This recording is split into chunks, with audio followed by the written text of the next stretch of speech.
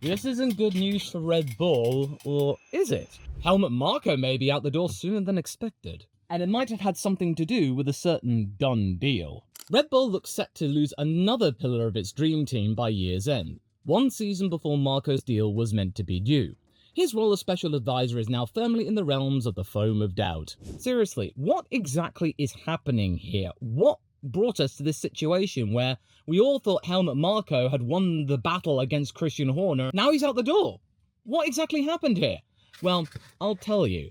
It's down to corporate sanitization, because Helmut Marko these days is, he's problematic. But naturally, it's caused a lot of speculation regarding Max Verstappen's future with the team to now be brought back into the spotlight again. But this all came from when Marko made comments in the wake of the Abu Dhabi Grand Prix, which got the ball rolling to where we are now. Not even 48 hours after Lando Norris was crowned champion. We got a clearer picture, folks. So here are the words of Marko for your consideration, and considering this might be the last time we hear from Marko, or at least the beginning of the end, I may as well do the accent.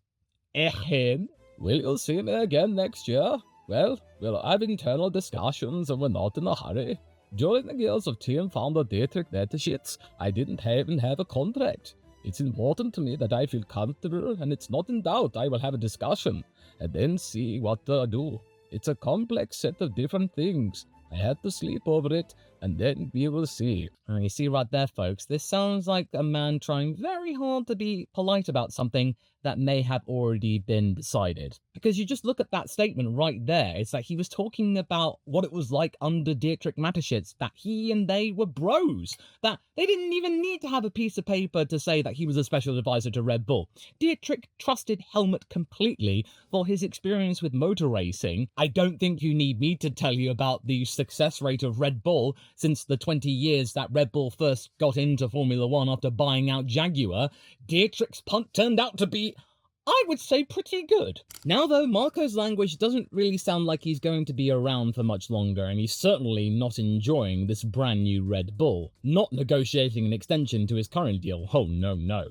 This is somebody who wants to decide how he's going to be walking out the door, and maybe who or what will replace him. And then as that's going on, serious outlets including The Race and many other journalism outlets are saying that he will be leaving Red Bull in a matter of days. Sky Sports, for example, framing it in the same breath as Christian Horner's earlier removal and Oliver Mintzlaff's desire for a fresh start. Then we've got race fans relaying Dutch paper De Limburger, saying that he is to leave after a meeting with Mintzlaff. This isn't going to be some spectacular, volatile saying, "Nah, you're fired, mate, get out the door." This is probably Oliver and Helmut getting down saying, "This isn't gonna work, mate." And then, of course, there's all the stuff that's happening with GP. I mean, that is still up in the air at the moment regarding his role with the team. That might be for another video, but safe to say that many important figureheads at Red Bull might be out in the next few months. It probably may not have finished with Horner. But speaking of Horner, you would have thought that Marko, after winning that battle, would have been set until he chose to retire on his terms, that he had the power and backing of both sides of Red Bull, the Austrian side and the Thai side. Well, I guess not. I'm sure that Christian is laughing into his risky right now as he's plotting his inevitable return to Formula One from his Oxfordshire mansion. But seriously, this is a real shocker, and the manner of this exit just paints a picture that Red Bull these days is no longer the party team, in that it simply makes too much money for it to be a bunch of mavericks. Because under Mateschitz, Marko acted like some kind of warlord, a trusted warlord whose bond was like a kinsman, like kindred spirits. That's all you had to have. You didn't have to just go, "Oh, well, you better make sure that all the conditions are met." No, there was no time for that. And he was one to make ruthless driver calls, and it worked. Facts over emotion, as Horner would say in regards to Albon's demotion to test driver, for example. And that culture, it did suit a very small founder-led company. But since Mateschitz's death 3 years ago, Red Bull is no longer that. And with this news, as stated by Planet F1, Marko was the last major piece of the old guard still in place after Horner's exit, and Red Bull head office has been gradually pulling influence back from the fiefdom, you could say, of Milton Keynes towards a more sanitized and centrally controlled structure from Salzburg. They're the ones in charge now. It's not a little personal oasis within the Milton Keynes area. They are just another department. A department who just so happens to be quite successful, quite profitable. It's a multi-billion-dollar company, and it's also one that attracts the most attention and scrutiny amongst many of Red Bull's endeavours. especially when things go south. And after the appointment of Mekis, things actually had died down quite a bit, and there was a lot of goodwill going toward the team. But then in the last couple of weeks, it's been put into jeopardy. Put simply, I just don't think Red Bull is a team that is likely to give it a go these days anymore. No, they'll say, well, you can give it a go, so long as you follow the right sets of parameters and protocols and stuff. And it feels like both parties are sick and tired of the situation and just want to call time on it and just, go their separate ways. But no, we are not done, folks. And funny, I should mention that because it does involve Alex Dunn. So you remember the situation where Alex Dunn spectacularly left the McLaren driver development program? I can imagine that McLaren were not happy with this situation, whereas Alex, oh no, he seemed elated. He seemed as happy as a pig in mud. Only now have McLaren been able to readjust themselves with Fornaroli leading the charge, but that's for another video. And we got all of this revelation from De Limburger via race fans, which proved to us that yes, indeed, Alex Dunn was destined for the Red Bull Junior team. That is until Red Bull Central Office stepped in. Because from that publication, Marko apparently signed both Arvid Lindblad and Alex Dunn before head office actually approved it. The comments Marko made about Dunn around the time of his exit from McLaren turned out to be true, that he would make a good Red Bull driver because he was about to become one. But then that seemed to have been blocked by a force greater than Marko. The old way of doing things that probably would have gotten Alex on board had been denied him. And that could be a fair enough reason for Marko to remove himself from the project out of sheer disgust, because this is not the way that he had been used to doing things for the last 2 decades, which managed to secure the services of titans of the sport like Sebastian Vettel and Max Verstappen, and multiple race winners. So now what we've got is a timeline where Arvid Lindblad just about secures his Racing Bull seat by the skin of his teeth because he was already embedded with the Red Bull Junior program, and Christian Horner really believed in the kid as well. The momentum was right there, the investment was there. But then we're done? Oh, well, he's out of a job. He quit McLaren to take a punt at a more likely F1 seat, but then that got rejected by Red Bull HR, and now he's left without a program. Now the rumours are circulating that, well, you're doing good, mate, likely to put him in. It's like, this is the situation we're at, folks, and that, the sanctuary that Alex has now got is with the Alpine Academy, but they've already got Paul Aaron there as their reserve. What's going to happen with the other talents like Kushmaini and Gabriele Mini? I mean, it's a very crowded area. I feel really bad for Alex, I really, really do. I just feel really grateful that Rodin really believes in Alex and are sticking with him to the bitter end. I mean, considering that Rodin used to be Carlin, who was a titan in junior motorsport, that is not really a surprise. But yeah, that saga was a shocker. A young driver leaving McLaren's academy for a Red Bull deal, but the corporate Red Bull stepped in the way of it, Helmut's gut feeling, which, as I said, has proven to be more accurate over the years than other soothsayers. And it just makes me want to ask you, who's actually in the right? Was Marko right to bring in somebody like Dunn who had potential, who in just 1 year of being in the McLaren Academy went from being a middling F3 driver to being a top 5 F2 driver? Who knows where he could have been with 1 more year in Formula 2 with Red Bull backing? He could have been a title contender. He might still be, but neither one of those parties are going to be reaping the benefits from it. But what we can agree upon is that the way that Red Bull have been doing things with its junior program and maybe in other avenues is simply not feasible anymore. It's done. The old Red Bull is dead. And Lindblad was the last product of the old school hiring system. But yeah, this revelation for corporate Red Bull is a complete and utter nightmare. One that they cannot win. Because in all of this, they want to look like a mature global brand right up there as being one of the behemoths of Formula 1. One that is squeaky clean and is able to garner as much public attention and sponsorship attention as McLaren, and they're trying to get rid of the team that was based on vibes led by an 82-year-old. But at the same time, what they've just done with this corporate blocking of Alex's move to the Red Bull Junior team, which would have been a coup, is show that they are now locked in the situation where they are not going to be trusting one man. It's going to be judged by a committee. The Dunn move is not a silly one, because getting him into that program would have made logical sense, but not to Oliver Mintzlaff and his crew, clearly. Only Arvid survived this predicament, but even De Limburger reports suggesting that Marko pushed that one hard as well. That maybe head office were not keen on getting the British driver into F1 next year, because a rookie with no F3 or F2 titles to his name into a full-time F1 seat? Maybe natural talent in the eyes of corporate Red Bull might not have been enough, but it might turn out to be genius. But from the outside, it does look like classic Marko. But a thing that's not especially board friendly anymore. Then we move on to Qatar, which is something I personally think was the straw that broke the Red Bull camel's back, because this was just yet another example that even though Marko has been relatively restrained this year and actually almost commiserating to Yuki Tsunoda at various points, even going as far as apologizing to the driver for the situation at Red Bull, it all came back to earth with a bump. And I can easily imagine that Mintzlaff took a look at what happened and was like, no, we cannot be dealing with this anymore. Because after Norris passed Antonelli late in the race, as we all know, Max's race engineer GP believed that Antonelli may have effectively waved Norris through and helped McLaren against Verstappen.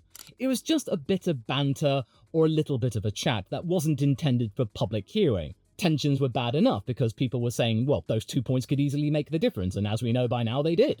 And then what Marko said afterwards just escalated the speculation into headline drama. But then, may I point out, we saw more replays and it clearly showed that Antonelli simply made a mistake. Red Bull eventually made a statement, and then we found out that it was Max Verstappen who pushed for that team to make the statement that quickly. And then Marko said, well, I took a second look, and, he had to walk back his words. The confidence he had, saying, well, isn't it obvious he let Lando through? No, your confidence was misguided, mate, and that might have been the thing that sealed your fate. Because as you all saw, Toto and Mercedes, they did not take this lying down. They logged over 1,000 messages of abuse towards Antonelli, and then it's gotten the FIA involved. And the stupidest part of all this is that this was aimed at a 19-year-old rookie. A rookie who has the complete respect of Max Verstappen. And this is just reminding us all of what Helmut said regarding Isack Hadjar, who, a 20-year-old in his first race, made an unfortunate error on the formation lap. And then look what he was able to do in the rest of the season. And then Marko calling Bortoleto a C-grade driver, and look what Bortoleto goes on to do. So it's no wonder that Toto basically said, well, look at this, all completely brainless comments. And on top of all of that, Verstappen was leading the damage control within that team. He took charge, Max did, to prevent a Latifi-like powder keg from going off. Yes, it may linger, but hopefully it won't get nearly as venomous toward the Italian. And as many of you probably know, this isn't the first time Marko has gotten himself in hot water in the post-Mateschitz era. Because remember all of the stuff he said about Checo a couple of years ago, saying the issues he was having was to do with his cultural heritage? With him being a Mexican, but then calling him South American, completely getting his continents wrong, and suggesting that because he is Mexican or South American, he's less focused than Verstappen, which has turned out to be complete and utter bulldookie. And it makes me really funny when I saw that meme of Checo and Thanos, and then Checo quote tweeted that and said, perhaps that might be accurate, saying that maybe we were all too harsh on him. Oh, he is loving this. Then you got the Horner investigation last year, where Marko was reported to be under internal scrutiny himself for leaking out certain parts to the media. You can maybe see why the new corporate order might decide that they've had enough fireworks from Marko, and that he is just a complete and utter liability. And reports also suggest the Thai side of Red Bull is more aligned with Mintzlaff's desire for a global brand polish approach. So with both sides in agreement, the old guard has simply no protection left. So put simply, you could argue that Horner and Marko, well, they were doomed. So if you line up the last few years, you get a very coherent picture as to where the trend of Red Bull was going. You needed somebody like Dietrich Mateschitz on board to keep that cavalier spirit going. Without him there was a power vacuum. Horner did his best to try and take many of the reins, but Oliver Mintzlaff and his crew were able to get there first and remind Christian that you're not a shareholder, you're not a Toto, you're an employee to us. We can fire you at a moment's notice when you either cause problems or you don't deliver. We all thought that Marko had won the day because he had support of Salzburg. Well, clearly, that was a false dawn. Sure, the house that Marko built has generated a remarkable set of talent who have gone on to win championships, but in the latter years, there have been many things which have muddied the waters regarding his reputation with the wider world of F1 fans. And for newer fans who only know the last few years with Marko around, he's not really been seen to do much other than be at the centre of repeated PR headaches amongst a changing corporate culture. A far more gentrified and squeaky clean one, and arguably one that is nowhere near as fun. And having a junior program which simply is not a cultural fit anymore. Sure, it's been effective in the past, but it just doesn't really suit the modern standards of how young drivers are developed, talking about understanding people and whatnot. And you can argue about whether or not that's worth keeping or eschewing until the cows come home. But the reality is that Red Bull don't want that anymore. Or at least, Red Bull Salzburg, the Red Bull racing team, that's up for debate. But then you can argue maybe Mekis' influence was involved in all of this too, but we don't know. But yeah, you got to admit that all of that stuff against Kimi Antonelli probably was the final straw. That was just too much. So you're just asking, is he being pushed out of the job or is he being made to retire early? I mean, you got to remember, he is 82 years old. And there have been reports about succession plans being put in place, that people like Sebastian Vettel and Gerhard Berger might be brought in to fill in the breach and being some kind of bastion of the junior program and special advisor role. And while those roles are quite poetic, Berger being one of the co-inspirators of the Toro Rosso project, it's not necessarily going to be the most likely scenario. It's going to be a bunch of committee members, nameless committee members, so that means they don't draw too much attention, that will make many key decisions as to where Red Bull goes. It'll be extremely boring, but it'll be safe.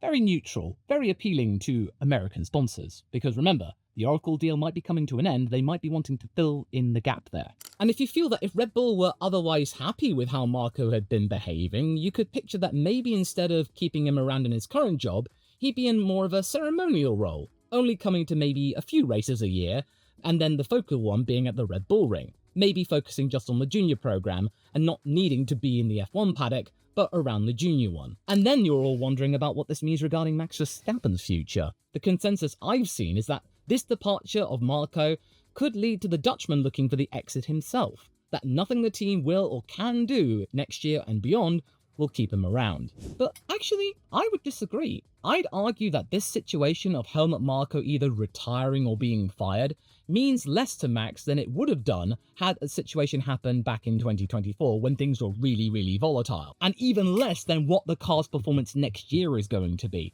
That is the most important thing about whether Max stays or leaves the team. How good is next year's car going to be? Or at the very least, how quickly can this car develop over the course of that season? If it proves to be insufficient, that will be the reason why Max walks, nothing else. Because we all remember the rumours about there being some kind of clause that if Helmut Marko is ejected from the team in a way that Max Verstappen and his crew do not like, then Max can leave without any punishment at all. And the fact that Max has not said anything, that he's staying put right now, that actually he's been quite supportive and rallying the troops with his radio messages and saying, hey, we tried our best, we did really good, don't be disappointed with yourself. Really, really supportive and understanding, comforting even. You feel like maybe Verstappen was okay with whatever decision is being made here. Because I think Max also has understood that in the wake of Horner leaving and now Marko leaving, the team will become far less politically volatile and be more about engineering, which I think for Max is perfectly fine for him. And you know what? I'm going to get the spanner out for this one, but I think this could realistically happen, is that Max may take on a more involved role with the team, based on his experiences with Verstappen.com Racing and his other squads as well as in sim racing. He is really getting good experience at being a team boss, so who's to say that maybe Max may metamorphose into being a team principal in the years to come, as well as doing all of his other stuff regarding endurance racing. Who knows? I just think that Max sees this all as a project, that maybe this is something that he can get on board with Mekis, a technically minded person, and of course Pierre Vacher refocusing himself and getting a clearer direction for a bigger operating window, and then of course Ford, who are going to be bowing at Max's feet and will do anything he says. Can you imagine that he'll get that same freedom at Mercedes? I don't think so. Just as long as they can develop consistently and they don't have a really terrible car which can't even get into Q3, then I think Max will stay. Especially for the fact that how Max has been operating in being a lot more understanding and only having one moment of Mad Max in 2025, he's gained way more fans than he had this time 12 months ago. And going back to Antonelli for a moment, you can also see from his handling of that saga with Kimi that Max is willing to publicly disagree with the old Red Bull attack dog style, positioning himself as some kind of mediator and calmer downer. That lets him stay without looking like he's betraying a mentor either. And if Red Bull turns out to nail next year's package after all, then he'll remain with them through 2028 and maybe more. And hey, Marko's only a phone call away if you need some advice. So what does it mean for Red Bull as a team?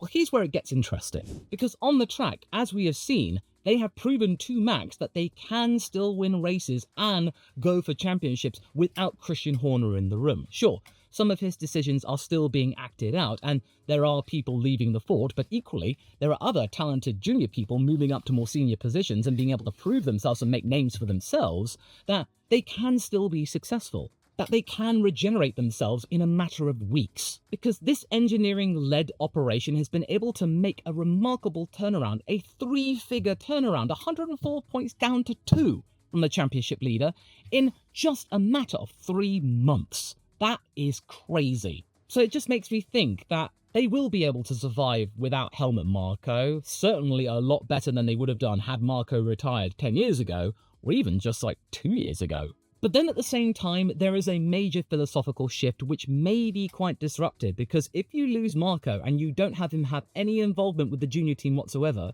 you lose a very key barometer. Some of you may think this is an absolute win for all concerned, but I think it's a very conditional win.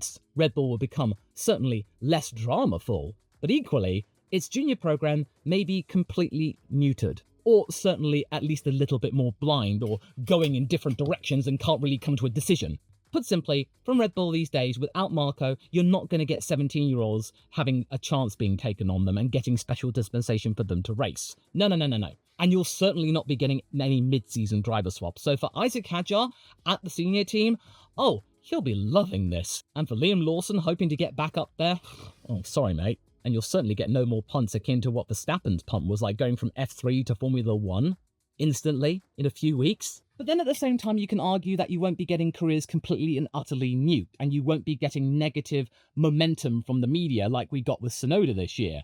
But with Mekis' presence, it has been somewhat calmed down. It's not a complete removal from the program, it's just a demotion. But facts still outweighed emotion, but just about enough to keep Yuki involved with Formula 1 somewhat, to maybe find sanctuary somewhere else in 2027. Because I seriously think that Laurent believed in Yuki utterly and completely. He did not need to have Honda in the room to keep Tsunoda involved somewhat for his technical input, his experience with the overall program. That he's just a nice guy to be around, to work with the testing team. Just keep him somewhat, but at least free up a seat for Isack to see what he can do. Now, without the spectre of Marko at all. So if we zoom out, Marko's own words sound like someone preparing to leave on terms that save face. Credible reporting says that he's in fact leaving as part of a deliberate clear-out of the old power structure. He'll still be around being a pundit for Austrian TV. He'll still say very controversial things, but they will most likely be kept to the native region of Austria, or they won't cause nearly as much controversy because people will look to it and go, well, you ain't got a job, mate, you're just another pundit. Because simply put, his style of doing things is just not compatible with Red Bull anymore. It was under Mateschitz, but it isn't anymore. And that the direction Red Bull wants to take is very clear. They want to be seen as a global force. They want to be polished. They want to look really slick and amiable and approachable, technically led, which is certainly very admirable and is the trend we're seeing at other teams, because look at what Ayo Komatsu has been able to do with Haas in the last 2 years, taking it from being beyond a joke to now partnering up with Toyota. That is a huge turnaround for the smallest team in Formula 1. If Red Bull can follow the same approach, not only might they have a better chance at keeping Verstappen, or at least make him a little bit more understanding regarding struggles with the car, but it may be able to attract more sponsors in the wake of maybe old sponsors coming out, new ones may come in. More may come in. Maybe goodwill might start to come back toward them after all. And if Arvid Lindblad turns out to be good, the final call from Helmut Marko which actually stuck, then maybe they might get some goodwill from British fans after all, which is exactly what Christian Horner wanted for himself. But I certainly think the junior program will be compromised a little bit, because there are many drivers that want to be part of the Red Bull program, to be the one to look Helmut Marko in the eye saying, I'm better than you think, and I want to prove myself to you. If you can impress Marko, you can impress anyone. Well, we don't really have that anymore. But yeah, clearly, the era of having a personality in a top job within Formula 1, they're over now. You've got to be an engineer, and you've got to really keep your mouth shut, other than something to do with the car. And yeah, for Max, that's fine, but it does certainly mean that the old Red Bull is gone now. But again, I don't think Verstappen's complaining, because he can easily forge it into something that he likes. And something that I think you will like is this video right here, because I and YouTube think that you will. So I'll see you over there.